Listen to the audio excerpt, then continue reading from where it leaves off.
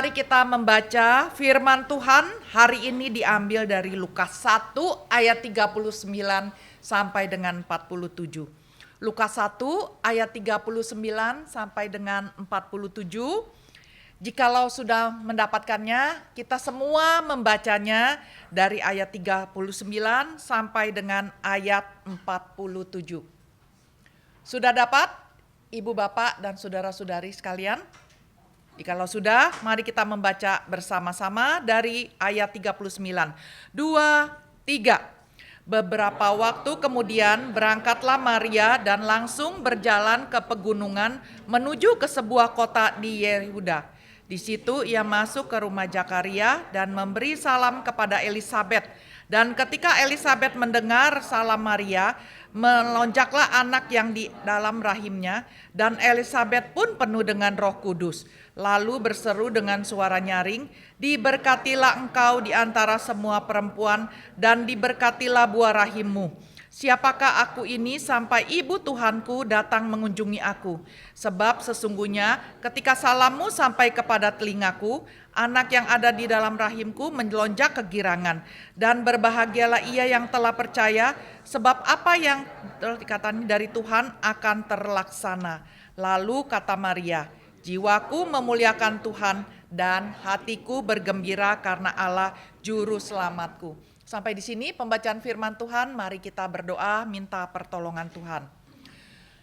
Bapa kami yang bertakhta dalam kerajaan surga, kami bersyukur Tuhan menghantar kami ke tempat ini, dan biarlah kami yang sudah duduk di sini, pikiran kami tidak mengembara kemana-mana, tetapi kami mau berkonsentrasi kepada firman Tuhan. Berbicaralah kepada kami, jadikan kami hati tanah yang subur dan lembut untuk menerima benih firman Tuhan. Terima kasih kiranya Engkau yang boleh menolong hamba-Mu yang hina ini. Terima kasih ya Tuhan, kiranya kami boleh keluar dari tempat ini dengan berkat dari firman Tuhan, dan kami boleh sekali lagi menikmati sukacita yang daripada Tuhan. Di dalam nama Tuhan Yesus kami berdoa dan mengucap syukur. Amin. Bapak Ibu yang dikasih oleh Tuhan, kita sudah memasuki bulan Desember dan kita juga sudah merayakan Natal umum. Dan di bulan Desember memang orang-orang merayakan Natal. Dan Natal itu artinya apa? Natal itu adalah artinya Allah berinkarnasi menjadi manusia. Ketika malaikat Gabriel datang kepada Maria, Maria seorang gadis muda, miskin tetapi hidup saleh, dia begitu terkejut, ya, tidak menyangka sama sekali kalau dia terpilih menjadi ibu Mesias. Ya, kita juga ingat mungkin 2 minggu lalu saya sudah khotbahkan juga di sini bagaimana ada 400 tahun masa kegelapan, tidak ada firman Tuhan, malaikat juga tidak datang berbicara. Tiba-tiba setelah 400 tahun malaikat datang dan juga berbicara. Jadi ketika Maria terpilih menjadi Ibu Mesias, itu adalah kesempatan yang hanya satu kali di sepanjang zaman. Di seluruh dunia ini, sepanjang zaman, seluruh wanita hanya ada satu kali kesempatan. Dan malaikat itu mengatakan, "Jangan takut," dan Maria beroleh kasih karunia dan akan mengandung seorang anak laki-laki. Dan ketika itu Maria dengan spontan, polos dan juga sopan ataupun santun, Maria bertanya, "Bagaimana mungkin ini terjadi?" Ya, dan kemudian malaikat menjelaskan, mengandung dari Roh Kudus, dan dia juga memberikan konfirmasi bahwa Elisabet saudaranya itu yang sudah tua, yang sudah mandul, tapi juga mengandung, dan sekarang mengandung 6 bulan. Dan Maria langsung berespon mengatakan, "Sesungguhnya aku ini adalah hamba Tuhan, jadilah padaku menurut perkataanmu itu." Dia langsung berkata bahwa jadilah kehendak Tuhan. Kenapa? Karena saya adalah hamba Tuhan. Ketika Maria mendapatkan kabar itu dari malaikat, secara spontan, refleks, dia pasti tahu ada resiko besar yang harus ditanggungnya. Bagaimana dia hamil sebelum menikah. Tentu dia tahu mungkin dia akan dirajam. Tetapi Maria mau taat. Dia percaya apa yang dikatakan oleh Tuhan melalui malaikat bahwa dia mendapatkan kasih karunia. Karena malaikat langsung mengatakan, jangan takut, engkau mendapatkan kasih karunia. Ya, dan juga malaikat itu mengatakan tidak ada yang mustahil bagi Allah. Saya percaya setiap kali peristiwa yang perjumpaan yang mendadak, yang mencengangkan dan menegangkan itu, kemudian Maria bisa duduk tenang, kemudian dia berpikir tadi ada kejadian apa ya? Tadi saya ketemu malaikat, dia ingat lagi, dia merenung, malaikat bilang saya akan hamil oleh Roh Kudus. Saya belum menikah, tapi akan hamil oleh Roh Kudus dan anak itu disebut anak Allah yang Maha Tinggi. Ini tanda-tanda bahwa saya terpilih menjadi ibu Mesias, ya. Tapi kalau saya hamil sebelum menikah, ada resiko besar yang harus saya hadapi. Tetapi Maria tidak kemudian berpikir, merenung, dan akhirnya dia bilang, nggak jadi deh, nggak acih deh, nggak batal aja deh, ya. Kemudian dia akan berdoa, Tuhan, tadi saya jawab iya karena saya terburu-buru, karena saya takut. Sekarang saya cancel aja, saya batal aja. Bukankah kalau kita nih tiba-tiba dapat tugas dari bos, ya, meskipun dia bos, meskipun dia memperkerjakan kita ya rada takut sih ya pertamanya. Terus dikasih tugas apa, misalnya pergi ke Papua, ini. Terus kita bilang, iya bos, oke bos. Tapi setelah di rumah, kita ngobrol sama pasangan kita ngobrol sama orang tua kita ngobrol sama teman deket kita ngobrol sama teman gereja kita, dan kemudian kita bilang, wah nggak jadi deh, ya batal aja deh. Besok mungkin kita akan ketemu sama bos kita dan kita bilang, bos, minta maaf bos, kemarin saya jawab karena saya nggak pikir jernih. Setelah saya pertimbangkan, nggak jadi deh, ya. Atau misalnya gembala atau hamba Tuhan bilang, kamu, ya, misalnya apa? Misalnya Andre, misalnya ya, Andre, kamu ini ya, nanti kamu jadi ketua, ya, ketua misalnya apa ya, Natal Pemuda. Andre bilang, ya iya deh sama hamba Tuhan, takut ya, tapi nanti sampai di rumah dia pikir lagi, aduh ngeri banget jadi ketua, saya tukang foto, sekarang harus jadi ketua pemuda, mengerikan sekali, saya nggak berani gitu ya. Wah kalau gitu saya langsung ketemu lagi deh, ajak makan, ajak ngopi-ngopi, terus bilang muse atau semu atau contoh gitu ya, kemarin saya jawab iya mau jadi ketua, tapi setelah saya pikir-pikir saya nggak kuat, nggak berani, karena selama ini saya tukang foto, saya nggak pernah mimpin, saya cuma mau foto-foto secara artistik, saya cuma edit-edit, saya kayaknya nggak berani deh, saya takut deh, boleh ya di cancel aja, biar Pak Angki aja, kok Angki aja yang jadi, ya dia udah pernah jadi ketua Natal umum ya, jadi ya biarin dia aja yang jadi ketua lagi misalnya gitu ya, nggak jadi deh gitu ya. Tapi Maria tidak.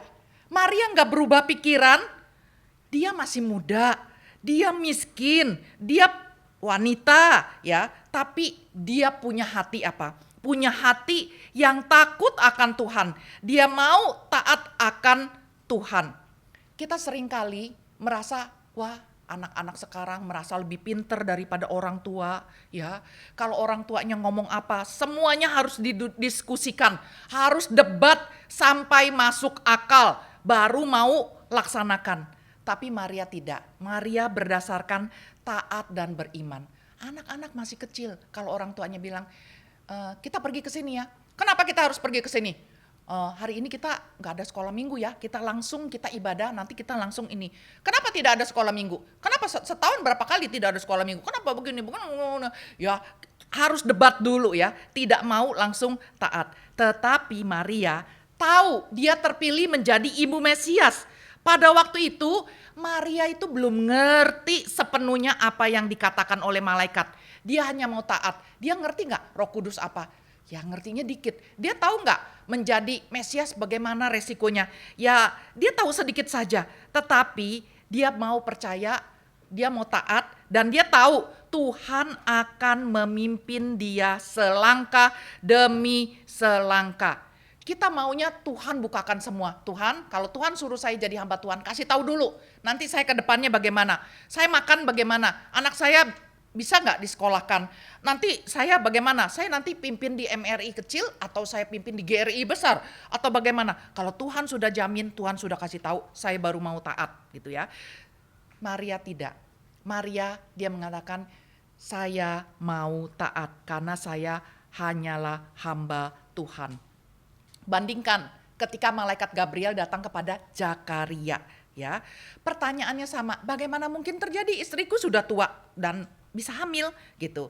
Dan langsung dia dihukum bisu. Kenapa? Karena peristiwa seorang nenek-nenek yang sudah mandul, sudah tua, kemudian hamil, itu pernah terjadi pada Abraham dan Sarah.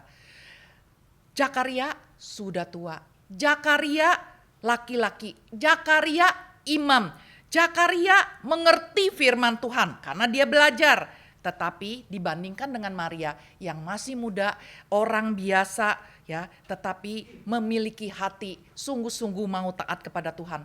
Jadi orang yang hatinya mau taat kepada Tuhan enggak selalu kalau dia itu misalnya pasti karena hamba Tuhan pasti taat misalnya. Kalau dia pengurus pasti taat, belum tentu ya. Tetapi karena kita enggak bisa melihat hati, Tuhan yang tahu hati. Lihat bagaimana Tuhan itu baik, dia memberikan konfirmasi kepada Maria, ya, yaitu bahwa Yusuf tidak menceraikannya karena diberitahu, Yusuf juga diberitahu oleh malaikat. Dan Elisabeth saudaranya yang tua, yang mandul itu mengandung 6 bulan. Kemudian Maria mengunjungi saudaranya ini untuk menyaksikan kebenaran bahwa saudaranya si Elisabeth mengandung 6 bulan. Pada waktu itu kalau kita bilang gini, alah ngapain ngujung-ujungan, kan sekarang bisa pakai Facebook, pakai Instagram, pakai WA. Dulu tidak ada Bapak Ibu dan saudara-saudara. Sekarang kalau orang hamil aja langsung tes pack ya, langsung masuk Instagram. Wah positif gitu ya, wah udah senang gitu ya. Sekarang sekarang bisa begitu, tetapi pada waktu itu nggak bisa. Maka Maria harus pergi mengunjungi Elisabeth. Dan ketika bertemu Elisabeth, itu pertemuannya bukan 2 orang antara Maria dengan Elisabeth, tapi pertemuan antara 4 orang. Maria dengan janin Yesus, kemudian Elisabeth dengan janin siapa? Yohanes Pembaptis. Dan lihat bagaimana Elisabeth, nanti Bapak Ibu bisa baca di rumah, bagaimana Elisabeth menyambut Maria. Janin daripada Elisabeth yaitu Yohanes Pembaptis, janin Yohanes Pembaptis ini melonjak kegirangan. Mengapa melonjak kegirangan? Karena bertemu juru selamat. Karena bertemu Mesias meskipun masih janin di rahim daripada Maria. Dan bagaimana respon Maria? Nanti Bapak Ibu bisa baca karena kalau kita baca terlalu panjang. Maria mengatakan dia berbahagia, dia bergembira. Kenapa? Karena Allah juru selamatnya. Maria hidup saleh, iya. Dia menjaga kekudusan hidup, iya. Tetapi dia adalah orang berdosa, gak luput daripada dosa. Yang harus ditebus dosanya juga oleh Tuhan. Maria juga butuh juru selamat. Dan ini sesuatu yang rumit. Kenapa? Maria butuh juru selamat, tapi juru selamat itu janinnya dititipkan di rahim dia. Enggak mudah, sulit. Relasi yang tidak mudah antara Maria dengan janinnya, dengan anaknya, dengan juru selamatnya, dengan Tuhannya. Sangat tidak mudah dan hanya Maria yang mengalami ini. Jadi pertemuan Elisabeth dengan janin, Maria dengan janin, yang terbesar bukan Elisabeth, yang terbesar bukan Maria, yang terbesar bukan janin Elisabeth, tetapi yang terbesar adalah janin dari Maria, yaitu Tuhan Yesus. Kita pernah baca Yohanes 3 ayat 30, Yohanes Pembaptis mengatakan, ia harus makin besar, tetapi aku harus makin kecil. Yohanes Pembaptis dari janin, dari kecil dia sudah tahu. Dia dipilih oleh Tuhan, pasti orang tuanya menceritakan bahwa dia akan menjadi pembuka jalan bagi Tuhan Yesus, bagi juru selamat. Nah, kita lihat lagi. Berjumpa dengan juru selamat membuat Elisabeth bersukacita. Janin Elisabeth bersukacita, Maria bersukacita. Jadi kita lihat siapa yang bersukacita. Elisabeth bersukacita, janin Elisabeth bersukacita, dan Maria juga bersukacita. Dan ketika bayi itu lahir, ketika Yesus lahir di palungan, gembala-gembala yang diberitahu, gembala-gembala diberitahukan bahwa hari ini telah lahir juru selamat yaitu di kota Daud. Dan gembala-gembala itu juga bersukacita. Padahal gembala itu adalah orang yang miskin, tidak dianggap di dalam masyarakat, bahkan tidak bisa menjadi saksi di pengadilan. Ketika ada kejadian misalnya, gembala lihat, tapi gembala nggak bisa dijadikan saksi karena dia begitu dimarginalkan di dalam masyarakat. Tetapi paradoks, justru Tuhan memberitakan kabar baik itu pertama kali kepada orang yang paling dihina di dalam masyarakat, yaitu para gembala. Dan para malaikat mengatakan, kesukaan besar bagi seluruh bangsa. Dia kasih tahu gembala ini, kamu jangan takut, hari ini telah lahir juru selamat ya. Dan ini menjadi kesukaan bagi seluruh bangsa. Apa sih yang membuat seluruh bangsa itu bisa senang, bisa bersuka cita? Sekarang begini, kalau dolar naik, ada yang senang, ada yang tidak senang. Ya, yang senang kalau dia ekspor gitu ya, dia terima dolar. Tapi kalau kita impor dan dolar itu naik, wah susah karena kita udah persiapkan dengan dolar harganya segini, tapi kemudian naik. Jadi dolar naik atau dolar turun, ada yang senang, ada yang tidak senang.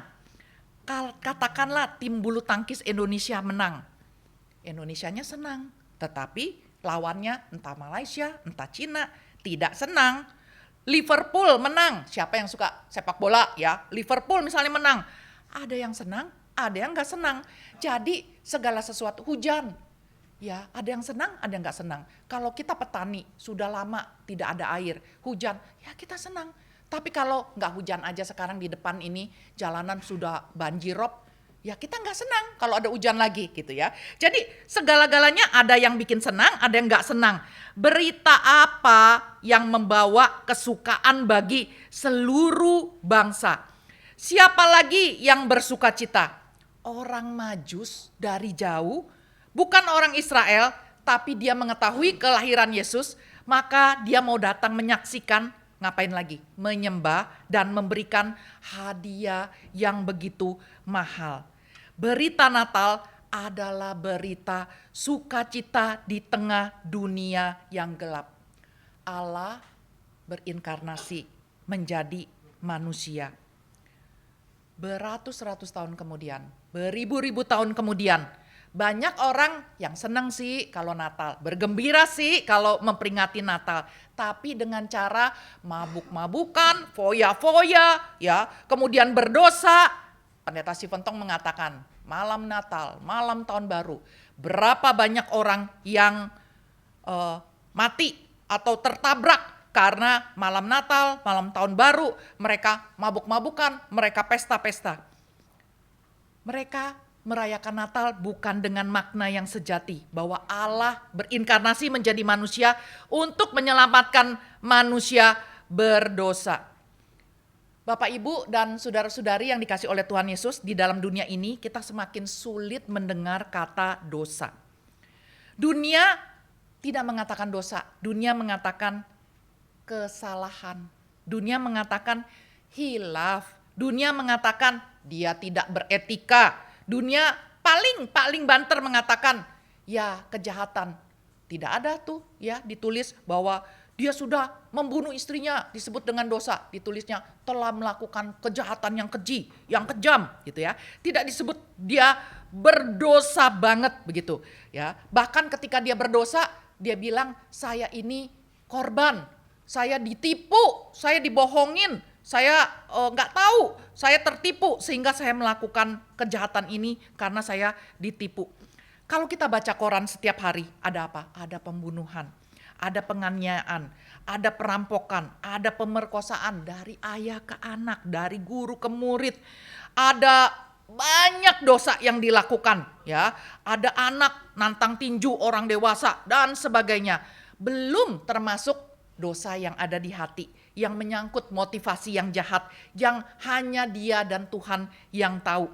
Ya, dan Alkitab mengatakan semua itu akarnya adalah dosa. Ada banyak kesulitan terjadi semua karena dosa. Dan semua manusia telah berbuat dosa dan telah kehilangan kemuliaan Allah. Upah dosa adalah maut. Dihukum Tuhan selama-lamanya. Ya, nah siapa sih yang mau dihukum dihukum di dunia ini pun kita nggak mau begitu ya. Tetapi upah dosa adalah dihukum Tuhan selama-lamanya. Sangat mengerikan akibat dosa. Dosa itu akan berbuah dosa, akan berbuah dosa, akan berbuah dosa. Dan Allah adalah Allah yang suci, yang tidak bisa dipermainkan. Dia adalah Allah yang adil, sekaligus Allah yang penuh kasih. Sejak pertama kali manusia jatuh di dalam dosa, Tuhan sudah menjanjikan juru selamat. Tuhan kemudian mengusir Adam dan Hawa, tetapi Tuhan juga memberikan kulit binatang. Mereka pakai kulit dari daun-daun, tetapi Tuhan memberikan jubah kulit binatang yang satu lambang akan datangnya juru selamat. Makin hari makin jelas, makin hari makin jelas. Sampai terlaksana di zaman Herodes Agung, Imam Zakaria, Elisabet, Maria, Yusuf, dan sebagainya. Jadi kita bersyukur Alkitab kita itu namanya progressive revelation. Wahyu yang progresif. Maksudnya apa? Maksudnya adalah makin lama makin jelas. Ya, kalau ada yang lain itu mereka selalu menganggap yang terbaru itu yang paling valid. Kita tidak. Dari dulu ada benang merahnya. Pertama kali Tuhan menjanjikan Mesias kapan? Ketika Adam jatuh di dalam dosa. Adam adalah wakil umat manusia. Maka kemudian Tuhan mengatakan, menjanjikan akan ada antara keturunan perempuan dengan keturunan si ular. Keturunan perempuan akan menginjak kepala daripada keturunan si ular. Keturunan si ular cuma akan meremukkan tumit daripada pada tumit keturunan perempuan. Ini pertama tidak terlalu jelas. Tapi nanti makin lama makin jelas. Nanti di Yesaya, di Mika, makin jelas bahwa juru selamat akan lahir di Bethlehem, di Yesaya. Ya, kemudian juga akan dijelaskan bahwa juru selamat ini ketika nanti akan ketika disalib dan sebagainya, itu wajahnya bukan seperti manusia. Wah, jelas sekali ya. Daud juga mulai menubuatkan mengenai aku haus dan sebagainya, ya. Nah, kita lihat makin lama makin jelas dan Tuhan sudah menjanjikan. Ya, dan orang Israel, orang Yahudi itu mereka terus secara oral, secara mereka berbicara kepada keturunan mereka bahwa akan datang Mesias. Di tengah-tengah mereka hidupnya diperbudak, dihimpit oleh bangsa-bangsa lain, maka mereka begitu mengharapkan Mesias, meskipun Mesias yang mereka harapkan adalah seperti raja yang hebat, membebaskan mereka dan sebagainya. Mereka tidak menyangka waktu Tuhan datang adalah seorang bayi yang sederhana, bahkan lahir di kandang yang hina. Ya, kita melihat akhirnya Tuhan Yesus akan mati di atas kayu salib dan kemudian bangkit. Kenapa? Karena Dia mengasihi kita. Yang berdosa kita, tetapi yang dihukum adalah Tuhan. Loh, kok begitu? Itu caranya Tuhan, bukan pakai cara kita, gitu ya. Artinya kita nggak bisa bilang, oh caranya begini Tuhan, harusnya cara begini. Cara ditentukan oleh Tuhan. Tuhan yang memberikan pengampunan, Tuhan yang memberikan cara. Kalau kita mau bantu orang, kita harus ngikut cara orang yang mau kita bantu. Nah, dulu saya sama suami saya itu kadang bertengkar urusan kecil. Kenapa? Saya orangnya suka rapi. Dia kalau bukunya banyak sekali, ya, bukunya ribuan. Dia kalau baca buku, kemudian terbuka, nanti buku lagi.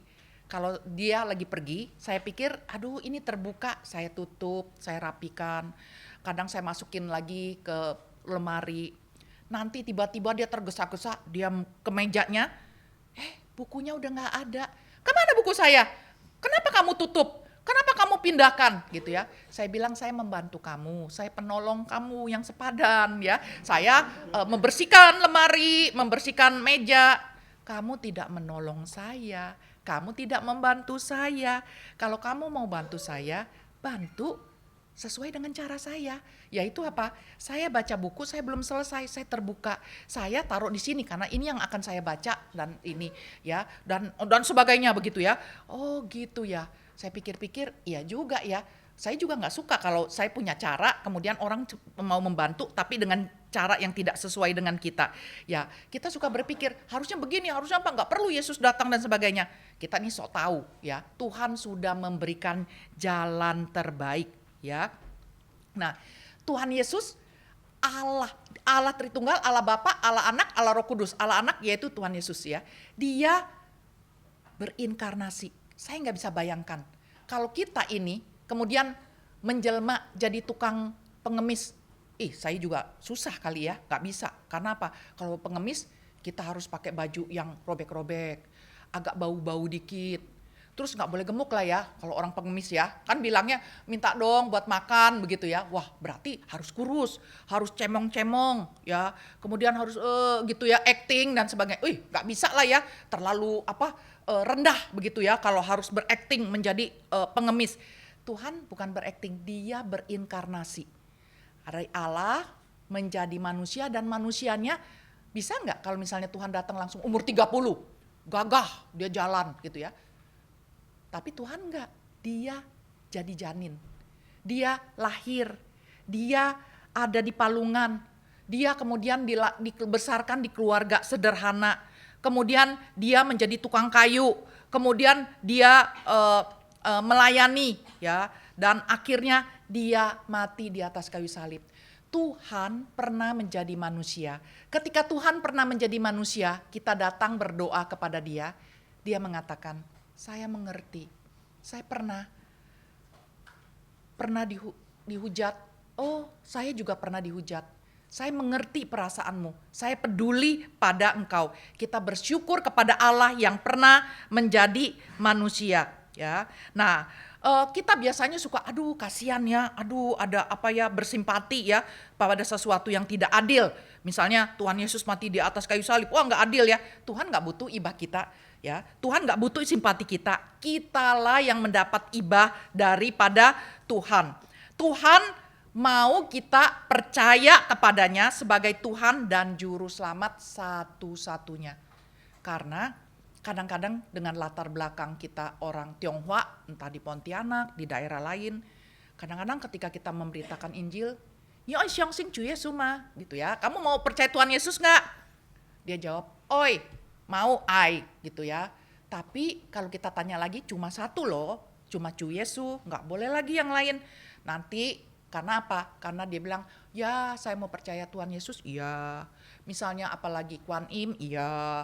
Kuan Kong, iya. Apalagi iya. Saya pokoknya mau terima semuanya. Tapi nggak boleh. Kita hanya boleh menerima satu ya. Kristus sebagai Tuhan dan Juru Selamat satu-satunya. Dan kita harus sadar bahwa kita adalah orang berdosa yang membutuhkan Tuhan dan Juru Selamat. Kita hanya bisa memiliki sukacita sejati kalau kita memiliki Juru Selamat Tuhan kita. Sukacita itu dari dalam, bukan dari luar ya, tidak terpengaruh oleh keadaan dan diri ya. Nah, sukacita itu yang sejati beda dengan gembira, senang, bahagia. Gembira, senang, bahagia dan sebagainya itu berdasarkan diri dan keadaan lingkungan. Lagi naik gaji, gembira. Lagi naik jabatan, gembira. Anak-anak rapotnya bagus, ranking, gembira. Anak-anak dapat medali emas, perak, olimpiade, gembira, senang ya. Dapat bonus, ya gembira, senang. Tetapi sukacita tidak bergantung pada keadaan lingkungan, tetapi berasal dari dalam yang nggak bisa direbut oleh siapapun. Sukacita sejati. Kita lihat ya, janin Elizabeth, Yohanes Pembaptis tadi kita udah dengar ya, dia bersukacita. Janin itu yang masih janin baru 6 bulanan dia bersukacita. Elizabeth bersukacita, itu dicatat di dalam Alkitab. Maria bersukacita, meskipun disebut bergembira ya, tapi artinya dia bersukacita dari dalam. Gembala bersukacita enggak? Gembala bersukacita. Orang Majus bersukacita enggak? Orang Majus bersukacita. Nanti ketika bayi Yesus 40 hari di bait Allah, Simeon dan Hana juga bersukacita. Jadi kita lihat tua, muda, pria, wanita, sederhana, kaya, orang pandai, orang biasa bersukacita. Di dalam konteks Natal mula-mula kita melihat orang-orang tokoh-tokohnya ini adalah orang yang bersukacita karena mendapatkan kabar juru selamat lahir. Siapa orang pandai? Orang Majus tuh orang pandai. Mungkin kalau sekarang PhD begitu ya, orang pandai. Gembala orang sederhana, mungkin juga disebut orang miskin gitu ya. Kemudian Maria masih muda, Elizabeth sudah tua. Siapa lagi ya? Orang Majus mungkin juga ada yang tua, mungkin juga ada yang nggak terlalu tua. Simeon, Hana, ada kakek-kakek, ada nenek-nenek. Jadi kita melihat sukacita bagi semua golongan. Pria, wanita, tua, muda, ya, sederhana, kaya, orang pandai, orang biasa. Apakah Bapak Ibu dan saudara-saudari mau bersukacita juga menikmati Natal? Ya, oke. Kadang-kadang kita bilang gak bisa bersukacita terus. Kenapa? Karena hidup ini gak bisa diduga. Karena kesulitan, kadang kita harus menanggung kesulitan secara fisik makin tua, kesulitan keuangan, kesulitan relasi dengan pasangan, dengan anak, dengan menantu, ya. Kecuali Kristus ada di dalam hati kita. Bukan berarti kita akan dilepaskan daripada kesulitan. Pasti kaya, pasti sehat, pasti nyaman. Bukan. Tetapi ada pertolongan Tuhan dan kekuatan Tuhan. Iman yang bergantung kepada Tuhan. Bukan bergantung pada keadaan. Kalau keadaan baik saya nyaman. Bukan. Itulah yang namanya sukacita dari Tuhan. Sukacita apa? Lukas 11 ayat 28. Nah, ini ada ceritanya ya. Saya bacakan. Tetapi Yesus berkata, yang berbahagia ialah mereka yang mendengarkan firman Allah dan yang memeliharanya. Mazmur 1 misalnya ya, atau ucapan berbahagia itu berbahagia beda dengan dunia. Bahkan di ucapan berbahagia di bukit, khotbah di bukit, berbahagialah engkau yang miskin di hadapan Allah karena engkau kaya. Ya, berbahagialah engkau, semuanya sesuatu yang berbeda dengan dunia ini. Nah, ketika Tuhan Yesus berkata, yang berbahagia ialah mereka yang mendengarkan firman Allah dan yang memeliharanya, itu konteksnya apa? Konteksnya pada waktu itu ada ibu-ibu, karena waktu itu Tuhan Yesus begitu terkenal. Kemudian ada ibu-ibu, kemudian melihat Yesus, wah dia pinter khotbah, dia begini, dia begitu. Wah berbahagia sekali ya jadi mamanya. Jadi dia langsung teriak, berbahagialah ibu yang menyusui engkau gitu ya. Ya mungkin kita bilang harusnya anak yang sayang orang tua mesti jawab, mamaku the best, mamaku paling hebat. Iya betul, mamaku Maria begini loh, top Marco top gitu ya. Tapi enggak, tapi dia bilang apa? Berbahagialah orang yang melaksanakan firman Tuhan ya. Berbahagialah orang yang mendengarkan firman Allah dan yang memeliharanya. Wah, waktu dia berkata begitu, Maria dengar gak? Sangat mungkin ada yang menyampaikan itu kepada Maria. Ya, tapi Maria nggak sakit hati, nggak ada dicatat di dalam Alkitab Maria sakit hati karena mestinya dia memuji-muji mamanya. Misalnya lah ya, kalau anak kita juara olimpiade, terus orang bilang, wih hebat ya, kamu dapat medali emas olimpiade internasional gitu. Dan kemudian, siapa ya mamanya, siapa ya papanya? Saya mamanya, kita bilang, saya mamanya ini. Ya, wah hebat ya, senyum. Ah enggak lah, biasa aja. Padahal dalam hati, iya anak saya sampai juara itu saya hebat gitu ya. Pokoknya mamanya paling hebat begitu ya. Tapi Tuhan bukan menghina Maria, enggak. Dia mengatakan yang berbahagia adalah yang mendengarkan firman Allah dan yang memelihara. Maria mendengar dan melaksanakan firman enggak? Maria iya. Dan Maria adalah wanita yang berbahagia ya. Nah, kita bersyukur kalau kita menerima Kristus, kita juga menerima sukacita dari Tuhan. Kalau kita menerima Kristus, kita hidup suci, kita bertumbuh, membaca Alkitab dan berdoa ya. Dan terkadang di dalam kehidupan kita karena dihimpit oleh segala macam pergumulan, kita lupa bersukacita. Padahal kita adalah orang Kristen, padahal kita adalah orang yang sudah percaya kepada Tuhan, sudah ditebus, sudah diselamatkan, tetapi hidup kita, muka kita nggak ada sukacita, nggak ada semangat melayani. Kenapa? Lupa apa? saya ini anak Tuhan. Saya ini sudah diselamatkan. Lupa identitas. Kita minder sama teman-teman. Lupa identitas kita. Karena apa? Seharusnya kita ingat, saya adalah milik Tuhan. Saya sudah diselamatkan oleh Tuhan. Kalau saya ada sukacita daripada Tuhan karena Tuhan sudah menyelamatkan saya. Itu yang paling indah. Kalau kita lupa, ya kita merasa, aduh lagi banyak pergumulan, keuangan bagaimana ya, ini bagaimana ya. Wah, terus yang dilihat apa? Masalah. Lupa kita punya Tuhan. Lupa Tuhan menolong kita untuk kita bergantung kepada Dia. Kita lupa bahwa Tuhan menolong kita bukan saja masalah ini bisa dibuka, bisa diselesaikan, tapi Tuhan yang mengubah kita. Tuhan mengubah. Ada orang yang gak ada sukacita, kenapa gak bisa mengampuni? Dia terus membenci orang, dia nggak bisa mengampuni, badannya terbungkuk-bungkuk, menahan beban benci terus sampai suatu hari ketika dia mengampuni, dia ingat Tuhan sudah mengampuni saya, maka saya juga mau mengampuni orang lain. Maka dia memutuskan saya mau mengampuni. Ketika dia mengampuni, dia merasa lega sekali, puluhan ton yang ada di bebannya kemudian hilang. Kenapa selama ini saya nggak ada sukacita? Karena saya tidak mau taat kepada Tuhan. Saya lupa saya punya identitas di dalam Tuhan. Ya. Nah, pernah nggak kita merenungkan bahwa hidup kita ini sementara? Mungkin ya kita bisa ngomong begini ya, tetapi ketika beberapa hari ini saya merenungkan, sehebat-hebatnya kita manusia ini terbatas. Sekarang ini ada bencana di Sumatera. Saya nggak tahu Bapak Ibu, saudara-saudari baca koran nggak ya? Maksudnya update nggak ya berita? Sumatera itu, khususnya Sumatera Utara, itu ada Danau Toba. Indah sekali, ya. Ada bagian-bagian, kalau kita pergi ke sana, kita lihat, kata orang ya, itu mirip Swiss. Kalau kita foto di situ, mungkin orang pikir kita ada di Swiss. Ada tempat-tempat, spot yang bagus sekali, karena itu Danau Toba besar sekali, begitu ya. Indah sekali. Tetapi sekarang terkena bencana. Bencana di Sumatera Utara, Danau Toba ada di Sumatera Utara, ada di Sumatera Barat, ada di Aceh, ada di Padang.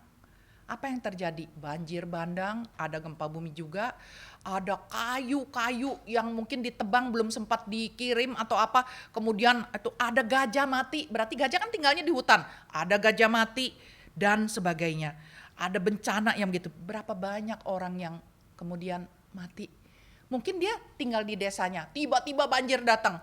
Ada orang yang menangis, 3 hari kami tidak minum, kami tadah dengan air botol supaya kami bisa minum, kami tidak makan. Kami terus menunggu sampai air itu reda, ya. Dan akibatnya apa? Jalanan rusak, jembatan hancur. Akibatnya apa? Akibatnya tidak ada pasokan dari luar, terutama bensin. Bensin dari Sibolga, Sumatera Utara, tidak masuk. Tidak masuk berarti semuanya kemana-mana. Punya mobil, gak ada bensin, ya percuma. Gak bisa jalan, mau pakai minyak kelapa sawit, gak bisa gitu ya. Gak bisa. Orang ngantri, saya dengar ada yang sampai 30 jam. Ngantri bensin dan dijatah. Bapak Girsang yang pelayanan juga kemarin di Natal, dia bilang, saya mau pergi ke Sidikalang, saya cuma dikasih jatah 100.000. Mana bisa ya, mana bisa 100.000 bensin untuk pergi Sidikalang bolak-balik, gak cukup. Terus dia minta tambah, mohon, cuma dikasih 50.000 lagi. Jadi dapat pertralit hanya 150.000. Itu pun karena owner daripada pompa bensin dia kenal ya, kalau enggak dikasih. Wah, sulit sekali gitu ya. Orang-orang sedang mengalami kesulitan. Kebakaran di Hong Kong. Anak saya yang kecil memang tinggal di Hong Kong ya, dan dia bercerita dengan mata berkaca-kaca. Aduh ma, kasihan sekali orang-orang di sana. Apa yang terjadi? Dia bilang, mama tahu 14.000 atau 140.000 unit. Mungkin 14.000 ya, unit berarti satu unit itu mungkin suami istri, mungkin ada anaknya 2, mungkin ada mama papanya juga. Jadi berapa orang kehilangan rumah karena bencana kebakaran. Ada satu kisah yang kemudian saya memikirkan, hidup ini begitu rapuh. Kakek nenek sebenarnya hidupnya oke lah ya, karena di hari tuanya dia setiap hari mengantar cucunya ke sekolah. Kalau mengantar, pikiran saya mungkin kalau nggak TK, SD, kan nggak mungkin udah SMP, SMA, atau kuliah, kakek neneknya nganterin dia kan, pasti masih kecil. Kakek neneknya akan masak, akan antar cucunya ke sekolah bergiliran. Kakeknya ini adalah seorang tukang kerja di bangunan juga. Ketika dia melihat di jendela, wah, ini kenapa ditutupnya pakai semacam styrofoam yang gampang terbakar? Dia orang pekerja bangunan dan mantan pekerja bangunan. Dan kenapa jaring-jaring ini kok kualitasnya yang mudah terbakar? Maka dia sebagai seorang mantan kerja di bangunan, dia semprot-semprot netnya dengan pikiran kalau sampai terbakar, ya dia punya nggak terlalu terbakar karena sering disemprot air begitu. Padahal kan sebenarnya kena sinar matahari lagi. Kemudian dia punya yang kualitasnya kurang bagus, dia ganti dengan kualitas yang lebih bagus yang tahan api. Dia punya jendela begitu. Dan hari itu entah bagaimana giliran dia si kakek yang nganter anak. Si kakek terus pergi nganter anak. Si nenek yang di rumah, saya nggak tahu bagaimana deal mereka, apa home pimpa. Hari ini kamu, hari ini saya gitu ya. Atau aduh saya capek, kamu aja yang anter ya, saya di rumah aja atau gitu. Hari itu si kakek yang anter. Tiba-tiba terjadilah kebakaran di apartemen itu. Si nenek telepon, masih sempat bicara sebentar, setelah itu nggak bisa lagi, nggak bisa dihubungi. Dan ketika akhirnya dia histeris ya, karena baru dia masih berbicara dengan istrinya, dia masih teleponan sama istrinya, tapi kemudian gak ada. Dan termasuk istrinya salah satu jenazah yang saat ini belum ditemukan. Mungkin sudah terbakar, mungkin sudah hangus. Ya, hidup ini sangat-sangat rapuh gitu ya. Ada kesulitan, ada penderitaan. Apa yang membuat satu jaminan bahwa kita tidak takut menghadapi segala pergumulan ini? Karena ada Kristus, karena ada Tuhan yang sudah datang ke dunia ini, mati di atas kayu salib dan bangkit. Dia lahir di palungan kayu yang kasar. Palungan itu kayu yang kasar, bukan kayu yang dikasih IPL, HPL dan sebagainya. Dan kemudian nanti dia mati di atas kayu salib, kayu yang kasar. Dan kemudian dia bangkit. Dan kita yang percaya kepadanya, kita bersyukur ya bahwa kita tidak dijaminkan bahwa kita tidak mengalami kesulitan, tetapi Tuhan memberikan sukacita yang dari dalam. Karena sukacita kita tahu bahwa Tuhan tidak pernah meninggalkan kita. Pernah nggak ketemu sama orang yang kena cancer, yang udah sekarat, dia tetap bersukacita? Saya beberapa kali ketemu, saya nggak habis pikir gitu ya. Ada orang yang di tengah-tengah, dia sebenarnya seorang petinggi bank, bertobat akhirnya, dia dan di tengah-tengah kesakitan dia tetap wajah bersukacita karena dia sudah terima Kristus, karena dia sudah tahu identitasnya. Kakek saya di ujung hidupnya baru terima Kristus, di ICU loh, baru terima Kristus. Kemudian dia sadar, dimasukkan kamar biasa, wajahnya penuh sukacita. Dia nggak pernah ke gereja, dia nggak pernah dengar khotbah mungkin ya, saya nggak tahu. Pokoknya mungkin dia nggak pernah lah sengaja pergi ke gereja. Tapi setelah dia bertobat di ICU itu beberapa hari dia penuh sukacita. Ketika ada pendeta datang, dia ingin duduk. Meskipun sulit, tapi dia ingin duduk ingin menghormati pendeta, ingin mendengarkan firman Tuhan. Sukacita. Dia di ajal hidupnya, di ujung ajal. Ya, sebentar lagi hidupnya akan selesai. Tapi dia tetap penuh sukacita. Kenapa? Karena dia sudah terima Yesus Kristus. Karena dia sudah mendapatkan sukacita terbesar. Yang kita sebagai orang Kristen yang sudah berpuluh-puluh tahun, kadang sukacita itu tergerus karena kesulitan hidup. Jadi kita melihat kesulitan hidup itu jauh lebih besar daripada Tuhan yang sudah mengasihi kita. Dan Tuhan yang tidak pernah meninggalkan kita. Janji Tuhan banyak di Alkitab. Tapi menurut David Powlison, satu janji Tuhan. Intinya adalah Tuhan tidak pernah meninggalkan kita. Kita bersyukur, berarti sukacita kita nggak bisa direbut oleh apapun. Karena Tuhan tidak pernah meninggalkan kita. Kiranya di bulan Desember ini, di mana kita merayakan Natal, kita sekali lagi bersukacita, bukan karena ada hadiah, bukan karena dapat kue Natal, bukan karena pesta Natal, tapi kita ingat, Kristus sudah datang ke dunia ini, Kristus bahkan sudah mati di atas kayu salib dan bangkit bagi kita. Dan identitas kita ini adalah anak Allah, Tuhan yang sudah mengasihi kita, Tuhan yang sudah menebus kita, membuat kita boleh terus bergantung kepada Dia. Mari kita berdoa. Bapa kami yang bertakhta dalam kerajaan surga, kami bersyukur Engkau boleh mengingatkan kami lagi akan sukacita Natal.